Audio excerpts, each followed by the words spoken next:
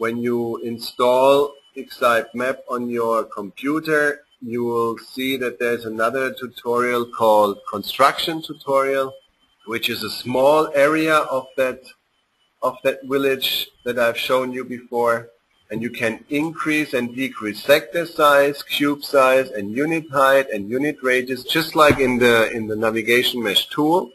Then you can say, okay, please generate a navigation mesh, and you'll get the result just like in the tool. So this is just a demonstration that developers can have a look at how to build their own navigation mesh in their game. So every tutorial that I've shown you so far comes with full source code, so that the developers at a game studio can have a look at the source code and see how those tutorials are done, and then build their game the same way. So in this tutorial, they see how they can build a navigation mesh from their game code. In the other tutorial, they can see how to load and unload sectors of the navigation mesh. In the first tutorial, they can see how to do pathfinding on the source code side, because they need to do a little programming for their game to get path out of xaitMap.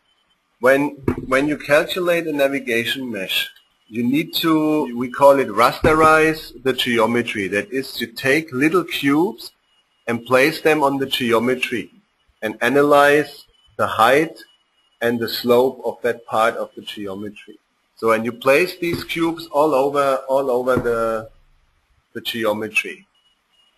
Let's go back to the tool. I'll show you here.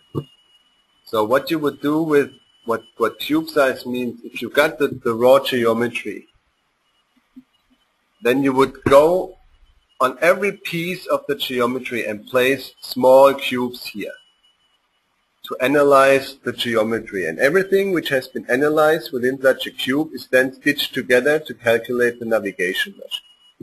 If you've got very big cubes like this, this is a big cube, where the cube size is too big, you cannot calculate the door, because the cube cannot get into the door. So your navigation mesh would stop here. There would not be a connection between those, because you are not able to resolve the door with such a big cube. You would use smaller cubes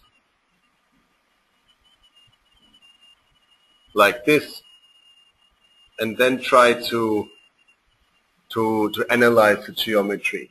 And now you can go inside the door. So this cube size would allow you to detect doors. If the cube is too big, you cannot detect the doors, and your navigation mesh will just not know that there are doors. So you might be inside the house, you might be outside the house, but you cannot go through the door from the inside to the outside. So there is a minimum cube size that you need to resolve doors, for example, but this depends on the geometry. But the tool automatically takes the cube size. Of course, you can change it. So sector size is 2D, while cube size is really 3D, in order to really analyze the geometry.